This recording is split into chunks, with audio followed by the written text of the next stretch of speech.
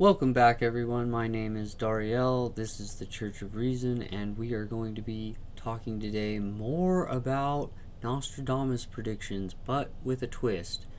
In this video, we're going to be talking about future predictions that haven't come to pass yet. So, strap yourselves in because this one is going to get a little bumpy. We're going to be talking about the year 2080 and the collapse and fall of Islam.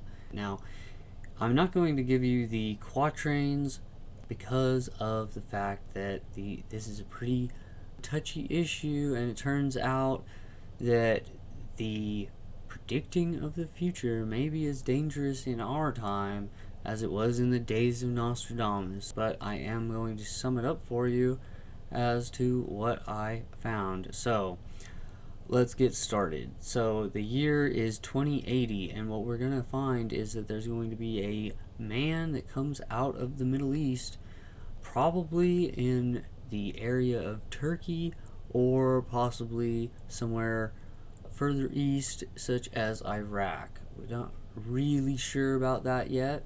Now, what can we expect to find from this person?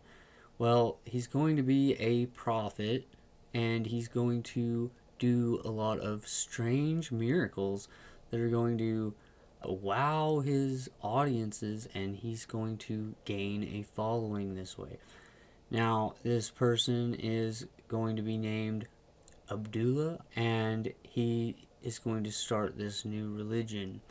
Now, the new religion is going to be Islamic based, but it will have a new book, new kind of Quran type of book. It's going to have alternate interpretations of older, of the traditional Islamic faith. Now, what are these people about? Well, they seem to be about some sort of solar worship. There's some sort of sun worshiping religion that is going to sweep the land very quickly.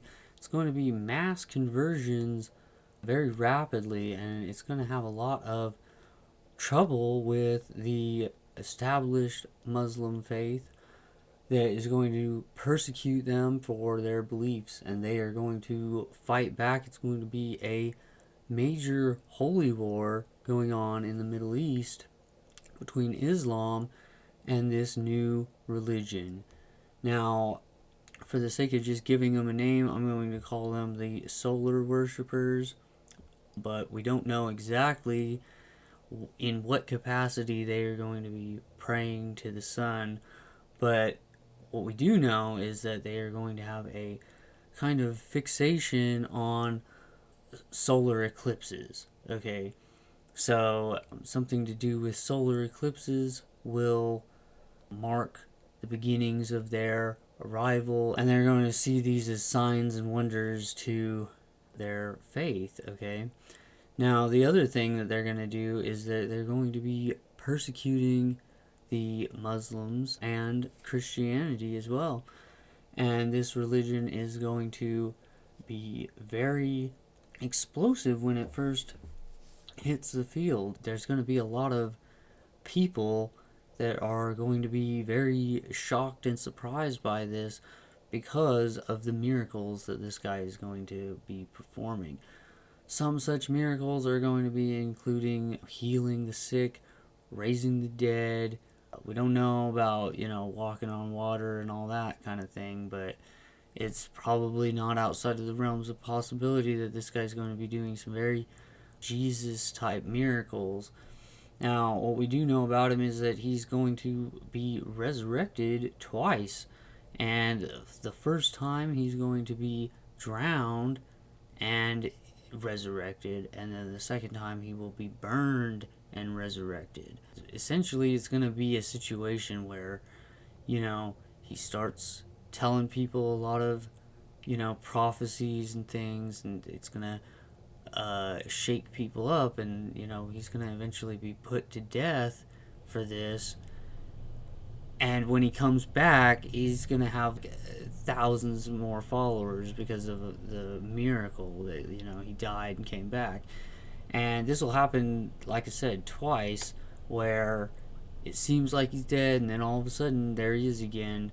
And what will happen during this time period is that these people are going to be spreading through the Middle East and probably into Africa and into deeper into Asia and possibly into Europe as well.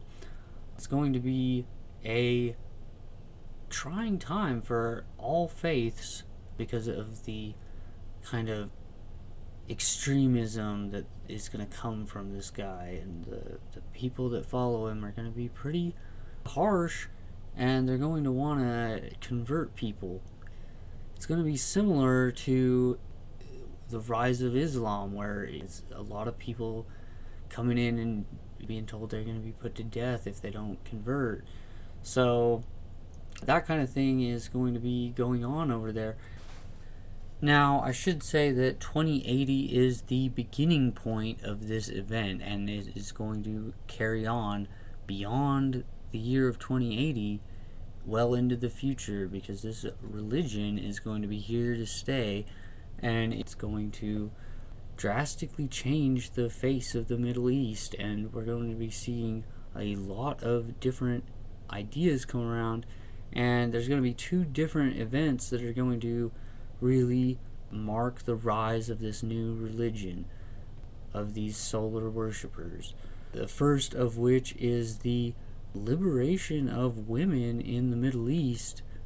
In the Muslim world, there's a lot of rules and things that women have to follow, a lot of like dress code type stuff that is going to be pretty much done away with in this new religion. So that is going to be one of the major drives, one of the major things that's going to give it the high success rate that it's going to have, is the fact that it's going to appeal to women, and it's going to effectively mass convert large communities.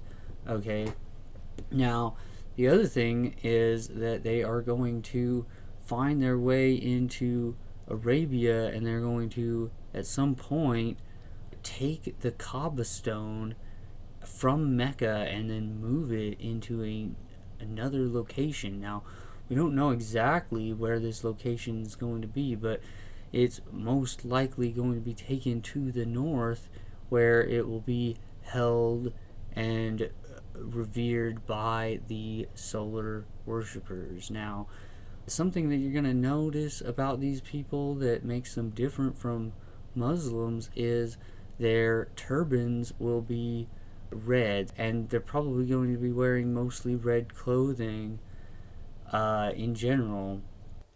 Now, I'm sure for a lot of people in the Christian community, there's a certain impulse that comes up in hearing this kind of information. It's going to get you worrying about end times and things, but let's not pull out the book of Revelation just yet. Hold your four horses. This is not a end times prediction, and we should not be quick to, jump to conclusions about that kind of thing, okay? It is the fall of Islam. It's not the end of the world, okay? We're going to be facing some troubling times, but it's not the kind of thing that you should be, automatically assuming that this is just the doom of all mankind. We're going to be talking in another video about the Antichrist, the term Antichrist, and what that means in Nostradamus literature, okay? And it does not exactly mean the same thing as what the Bible's talking about as far as the apocalypse, okay? And we're going to be delving into that on a deeper level, and a lot of the things that you probably heard about the Nostradamus Antichrist connection is greatly misunderstood. So, you're gonna want to keep a lookout for that video.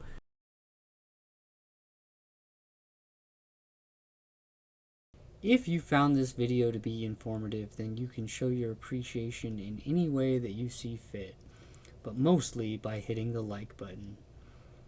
This is Dariel and the Church of Reason. hoping to see you again in the future.